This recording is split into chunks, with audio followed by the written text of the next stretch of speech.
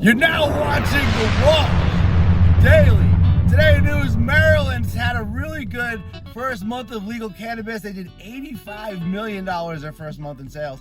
They're on target to do $850 million a year is what some experts are saying who are looking at the trends of cannabis sales.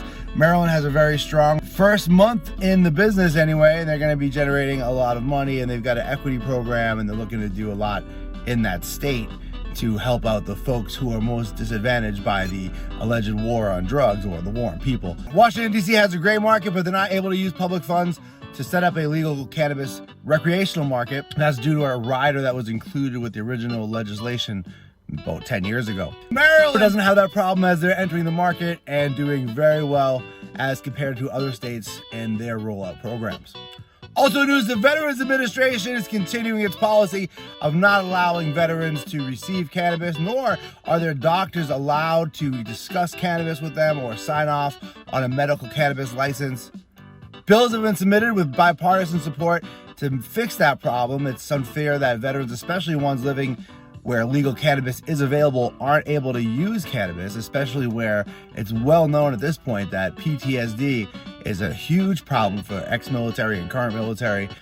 There's a huge number of military personnel who are committing suicide, and the studies are showing that cannabis use, especially when folks have PTSD, can really do a lot of good and help them to get healthy and safe. Also in news, Virginia recently legalized cannabis for recreational use, but now they're actually going after folks who are involved in hemp and Delta 8 products. Up until this year, you couldn't get recreational cannabis, so a lot of places were selling hemp products that were actually legal. Now they're changing the rules, and so folks who are involved in the products called Delta 8 or Delta 10, it's hemp products that have been chemically altered to increase the amount of THC, and folks usually use those products to get high.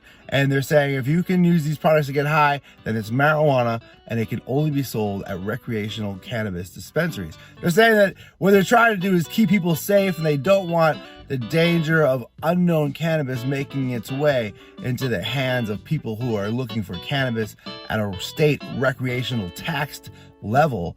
And they're also saying that a big problem too is that a lot of these underground cannabis companies are using images that are similar to food items.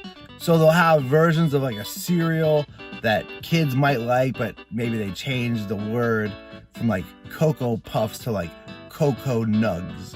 And then the kids might think it's just cereal, and they'll eat this Delta 8 or Delta 10 product and get super high and watch cartoons. Thanks for watching The Wash Daily.